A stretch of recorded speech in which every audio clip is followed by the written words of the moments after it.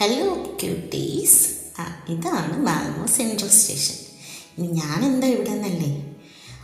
അത് പിന്നെ ഒരു പ്രസൻറ്റേഷൻ ഉണ്ട്. അപ്പം ഞങ്ങൾ പെട്ടിയും കിടക്കെടുത്ത് തിരികെ ഹോട്ടലിലേക്ക് പോയിക്കൊണ്ടിരിക്കുകയാണ്.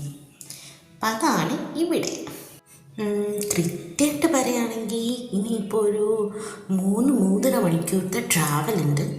നമ്മൾ ഇവിടുന്ന് നേരെ ഗോതമ്പൂരിൽ എത്തണം. പിന്നെ അവിടുന്ന് ഒരു 1.5 മണിക്കൂറത്തെ ട്രാവലും കൂടെ ചെയ്തിട്ട് വേണം നമ്മൾ നൈറ്റ് ആകുമ്പോഴത്തേക്ക് അവിടെ എത്തുള്ളൂ. സോ പറഞ്ഞു കഴിഞ്ഞപ്പോഴത്തേക്ക് നമ്മുടെ ട്രെയിനിങ് എത്തി. ഇതിപ്പോൾ പണ്ടാരോ പറഞ്ഞ പോലെ ഏതൊരു ഫേമസ് ഡയലോഗില്ലേ, അതാണ് ഓർമ്മ വരുന്നത്. നിങ്ങൾ എവിടെ പരിപാടി അവതരിപ്പിച്ചാലും ഇത് തന്നെയാണല്ലോ അവസ്ഥ. സംഭവം എന്താണെന്ന് വെച്ചാൽ, ഒരു ഡെസ്റ്റിനേഷനിൽ എത്തുന്നതിനൊരു 3 സ്റ്റേഷൻ മുമ്പ് അങ്ങോട്ട് ഒരു അനൗൺസ്മെൻറ്റ് വന്നു.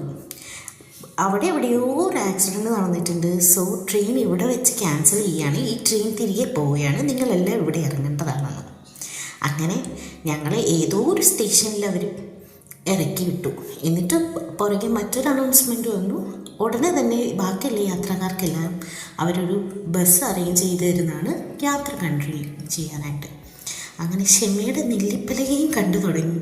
കാരണം ഇവിടെ ഈ നിൽക്കാൻ തുടങ്ങിയിട്ട് ഇപ്പം 45 മിനിറ്റായി. ബസ് പോയിട്ട് ബസ്സിൻ്റെ പൊടി പോലും കാണാനില്ല.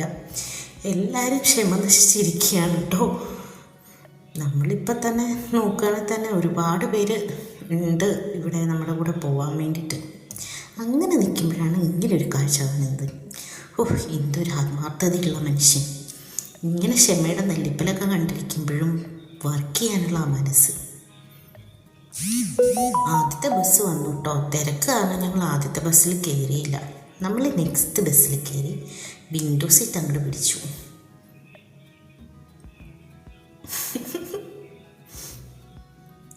ഇനി ഏത് സമയത്ത് അങ്ങ് എത്തുമോ എന്തോ. എന്തായാലും പ്രകൃതി ഭംഗിയൊക്കെ ആസ്വദിച്ച് ഈ യാത്ര അങ്ങോട്ട് തുടരാം. അപ്പം പിന്നെ നെക്സ്റ്റ് വീഡിയോ കാണാം ഗൈസ്. ചച്ചാ, ബൈ ബൈ.